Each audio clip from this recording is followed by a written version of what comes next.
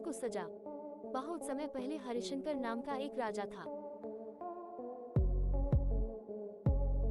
उसके 3 पुत्र थे और अपने उन तीनों पुत्रों में से वह किसी एक पुत्र को राजगद्दी सौंपना चाहता था। पर किसे? राजा ने एक तरकीब निकाली और उसने तीनों पुत्रों को बुलाकर कहा, अगर तुम्हारे सामने कोई अपराधी खड़ा हो तो तुम उसे क्या सजा दोगे? पहले राजकुमार ने कहा कि अपराधी को मौत की सजा दी जाए, तो दूसरे ने कहा कि अपराधी को काल कोठरी में बंद कर दिया जाए। अब तीसरे राजकुमार की बारी थी।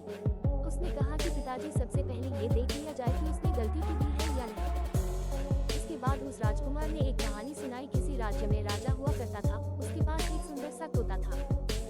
वह तोता बड़ा बुद्धिमान था। उसकी मीठी वाणी और बुद्धिमत्ता की वजह से राजा उससे बहुत खुश रहता था। एक दिन की बात है कि तोते ने राजा से कहा कि मैं अपने माता पिता के पास जाना चाहता हूँ। वो जाने के लिए राजा से विनती करने लगा। तब राजा ने उससे कहा कि ठीक है, पर तुम्हें 5 दिनों में वापस आना होगा।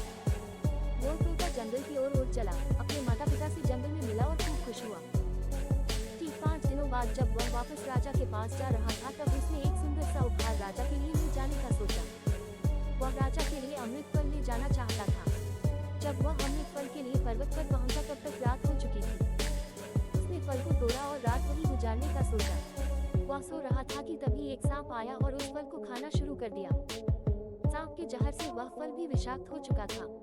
जब सुबह हुई तब तोता उड़कर राजा के पास पहुंच गया और कहा, राजन, मैं आपके लिए अमृत फल लेकर आया हूँ। इस फल को खाने के बाद आप हमेशा के लिए जवान और अमर हो जाएंगे। तभी मंत्री ने कहा कि महाराज, पहले देख लीजिए कि फल सही भी है कि नहीं। राजा ने बात मान ली और फल में से एक टुकड़ा कुत्ते को खिलाया। कुत्ता तड़प तड़प कर मर गया। राजा बहुत क्रोधित हुआ और अपनी तलवार से तोते का सिर धड़ से अलग कर दिया। राजा ने वह फल बाहर फेंक दिया। कुछ समय बाद उसी जगह पर एक पेड़ उगा। राजा ने सख्त हिदायत दी कि कोई भी इस पेड़ का फल न खाए, क्योंकि राजा को लगता था कि यह अमृत फल विषाक्त होते हैं और तोते ने यही फल खिलाकर उसे मारने की कोशिश की थी। एक दिन एक बूढ़ा आदमी उस पेड़ के नीचे विश्राम कर रहा था। उसने एक फल खाया और वह जवान हो गया, क्योंकि उस वृक्ष पर उगे हुए फल विषाक्त नहीं थे। जब इस बात का पता राजा को चला तो उसे बहुत ही पछतावा हुआ। उसे अपनी करनी पर लज्जा हुई।